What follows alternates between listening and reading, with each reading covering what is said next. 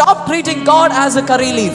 ഒരു കറിവേപ്പിലയെ പോലെ ദൈവത്തെ ഉപയോഗിക്കുന്നത് മതിയാക്കുക. ദൈവം നമ്മളിൽ നിന്ന് ആഗ്രഹിക്കുന്നത്, ദൈവം നമ്മുടെ രക്ഷകൻ മാത്രമല്ല, നമ്മുടെ കർത്താവാകാനും ദൈവം ആഗ്രഹിക്കുന്നു. ഒരു അത്ഭുതം നടക്കണമെങ്കിൽ, ഒരു രോഗശാന്തി നടക്കണമെങ്കിൽ, നമ്മുടെ ജീവിതത്തിൽ കർത്താവ് രക്ഷകനായതുകൊണ്ട് മാത്രം കാര്യമാകുന്നില്ല. ദൈവം നമ്മുടെ ജീവിതത്തിൽ കർത്താവാകുമ്പോഴാണ് നമ്മുടെ ജീവിതത്തിൽ പരിമിതികൾ മാറി പരിമിതിക്കപ്പുറമുള്ള ഒരു ദൈവ പ്രവൃത്തി നമ്മുടെ ജീവിതത്തിൽ യാഥാർത്ഥ്യമാകുന്നത്. നിങ്ങളെ ഭരിക്കുന്ന പരിമിതികളുണ്ടോ? നിങ്ങളെ ഭരിക്കുന്നതായിട്ടുള്ള ചില കേജസ്, ചില കൂടുകൾ, ചില കെട്ടുകൾ, ചില ബന്ധനങ്ങളുണ്ടോ? ദൈവത്തിന്റെ വചനം വിളിച്ചു പറയുന്നു, ഇനി നിന്നെ ഭരിക്കുന്നത് നിന്റെ കെട്ടുകളല്ല, നിന്നെ ആക്കി വെച്ചിരിക്കുന്ന കൂടല്ല, നിന്നെ ആക്കി വെച്ചിരിക്കുന്ന ശാപമല്ല, നിന്നെ ആക്കി വെച്ചിരിക്കുന്ന രോഗമല്ല.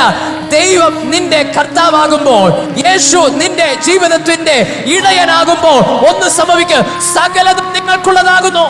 ഒരു തീരുമാനമെടുക്കാമോ? കർത്താവേ, ആവശ്യമുള്ളപ്പോൾ അങ്ങയുടെ സന്നിധിയിൽ കടന്നു വരുന്നത് മാത്രമല്ല നാഥ, അങ്ങേ ഞാൻ കഴിഞ്ഞ നാളുകൾ എപ്പോഴെങ്കിലും ഒരു കറിവേപ്പിനെ പോലെ കരുതിയെങ്കിൽ കുറ്റത്തെ ഞാൻ സമ്മതിച്ചു നൽകിക്കൊണ്ട് എന്റെ ജീവിതത്തിലെ കർത്താവായി അങ്ങേ വാഴുവാൻ ഞാൻ ക്ഷണിക്കുന്നു എന്ന് എത്ര പേർക്കൊരു തീരുമാനമെടുക്കുവാനേ കഴിയും?